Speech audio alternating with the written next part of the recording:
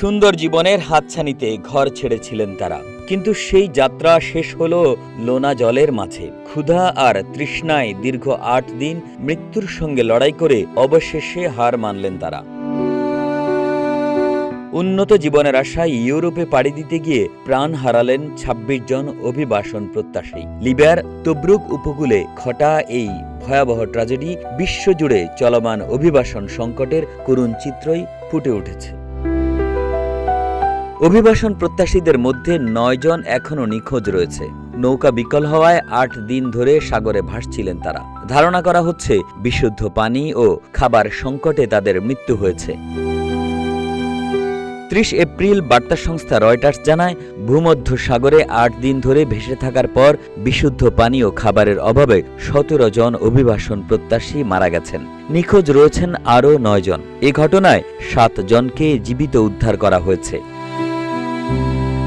লিবিয়ার ন্যাশনাল আর্মির নৌবাহিনী ও কোস্টগার্ডের সহযোগিতায় রেড ক্রিসেন্টের সদস্যরা মিশর সীমান্তের কাছে পূর্ব লিবিয়ার তব্রুক শহরের উপকূল থেকে তাদের উদ্ধার করে। নিরাপত্তা সূত্র জানিয়েছে, আগামী কয়েক দিনের মধ্যে নিখোঁজ ৯ জন অভিবাসীর মরদেহ তীরে ভেসে আসার আশা করা হচ্ছে। তবে নিখোঁজ অভিবাসীদের পরিচয় এখনও প্রকাশ করা হয়নি।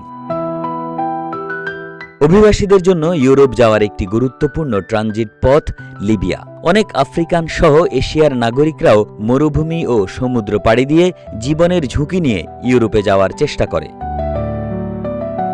লিবিয়ার অ্যাটর্নি জেনারেল বলেছেন, ত্রিপোলি ফৌজদারি আদালত পশ্চিম লিবিয়ার জুয়ারার একটি অপরাধী চক্রের ৪ সদস্যকে মানব পাচার মুক্তিপণের জন্য অপহরণ ও নির্যাতনের দায়ে ২২ বছর পর্যন্ত কারাদণ্ড দিয়েছে। অ্যাটর্নি জেনারেলের তথ্য অনুযায়ী অপর একটি মামলায় পাবলিক প্রসিকিউটরের কার্যালয় একটি চক্রকে গ্রেপ্তারের নির্দেশ দিয়েছে ইতোমধ্যে। তারা তব্রুক থেকে অভিবাসীদের একটি জরাজীর্ণ নৌকায় পাঠিয়েছিল। নৌকাটি ডুবে যাওয়ায় ৩৮ জন সুদানি, মিশরীয় ও ইথিওপিয়ান নাগরিকের মৃত্যু হয়।